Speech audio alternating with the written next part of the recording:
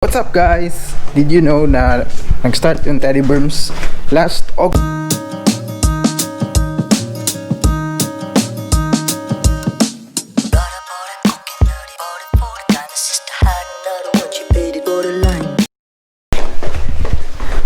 August 28, 2019, last year na more than 1 year na po tayo, and thank you sa inyong support. So in this video mga kaibigan, pag-uusapan natin kung ano yung mga bagay na natutunan ko when I started YouTube. So basically these things I wish I knew when I started YouTube. Kung nagpa-plan pa kayo or currently nag-YouTube na kayo on a regular basis, ito yung mga bagay na dapat nyo malaman before kayo mag-start ng YouTube. Ngayon naalis tayo, pupunta tayo ng city, bibili tayo ng gamot para kay Lolo.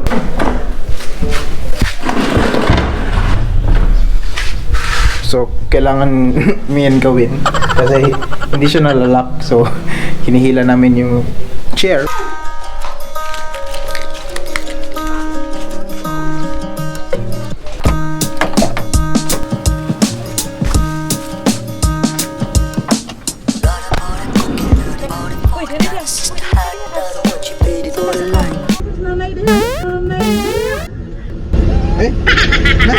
Naputol. He did right.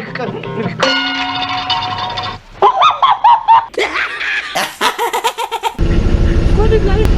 Barato yun. Pero napasan na gina ko na po. Bilis naman maputol guys. Ay, lagi kahapon pa ya.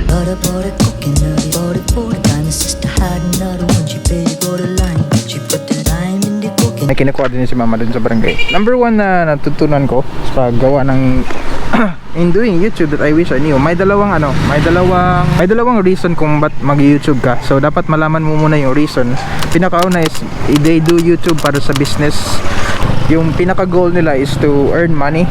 So gagawa sila ng videos or gagawa sila ng YouTube channel for the purpose either sa pag-market ng business nila or sa pag-build ng brand nila.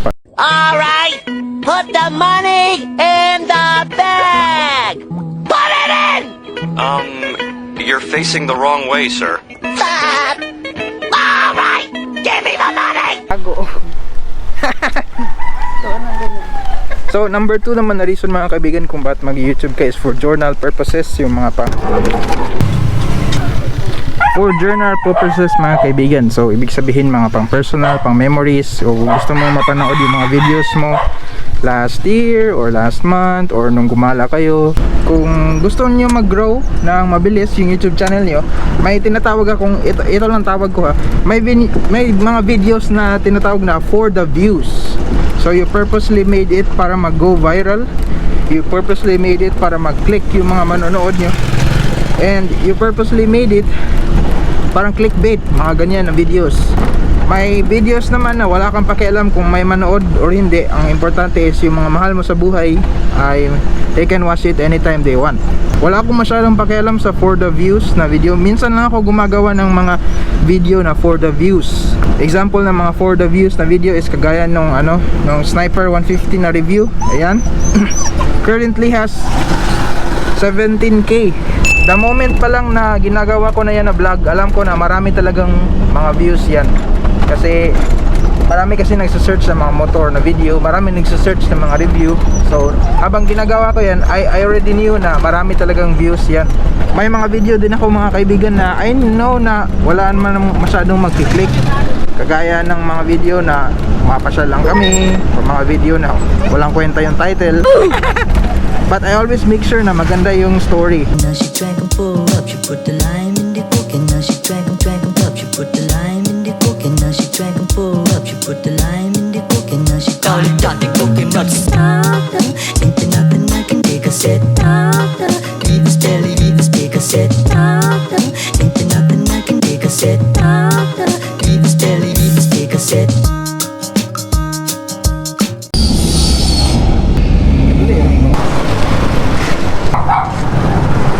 Ganito po guys yung situation pag umaalis kami sa bahay. Always talaga nasama si Trixie.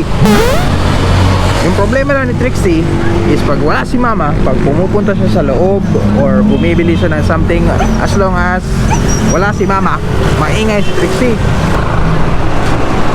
Minsan din from time to time gumagawa ko ng mga for the views na video para naman may mga tao kasi na Nadidiscover lang nila yung channel mo if nag-upload ka ng for the views na video. And then after makita nila yung channel mo, after nila ma-discover yun, they are going to check out your other videos, and then hanggang sa maging fan na sila.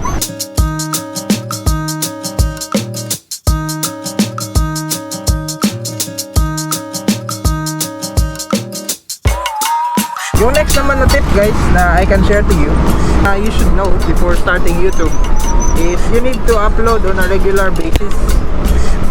Kung gusto niyong mag-grow as a channel, ha, para to sa mga gustong mag-grow, you need to upload on a regular basis.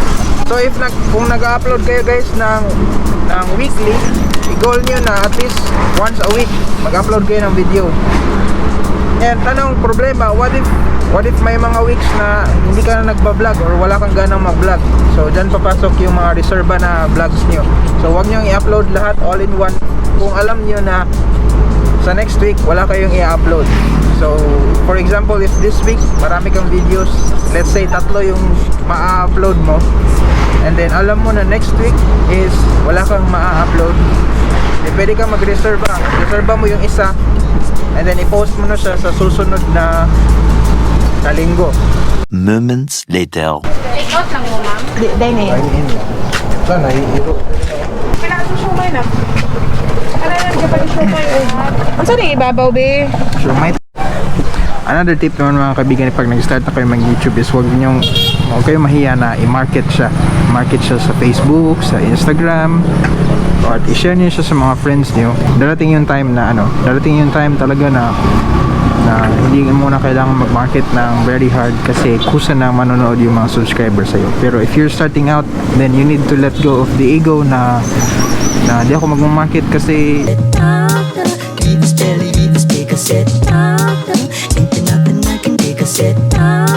yung next naman na tip mga kaibigan, pero before muna tayo magbibigay ng next tip is buksan muna natin itong package na dumating na in-order ni Mama sa online, and bubuksan na natin siya ngayon. Sige ma, let's open it, Mom. Yes. Benta to ni Mama online. What?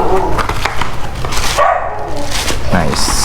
Maganda naman yung quality. Yung next naman na tip ko is just be yourself mga kaibigan. Just be yourself. Just be natural. Wag kang gumaya ng any YouTuber. Wag niyo akong gayahin. Wag niyo gayahin si Kong TV. Wag niyo gayahin si... Notice yan ng mga viewers niyo na may ginagaya kayo ng YouTuber. And once na notice nila yun na may ginagaya ka, and then isipin nila na wala kang originality. So kung ano talaga yung personality mo, just be it. Just enjoy vlogging, and the right audience will come to you. Time check natin ngayon is 4:10 PM mga kaibigan. May trabaho pa tayo mamayang gabi, and kailangan ko pang matulog. So I will see you na lang siguro tomorrow. Papatuloy natin yung mga advices natin or mga tips bukas. Alright.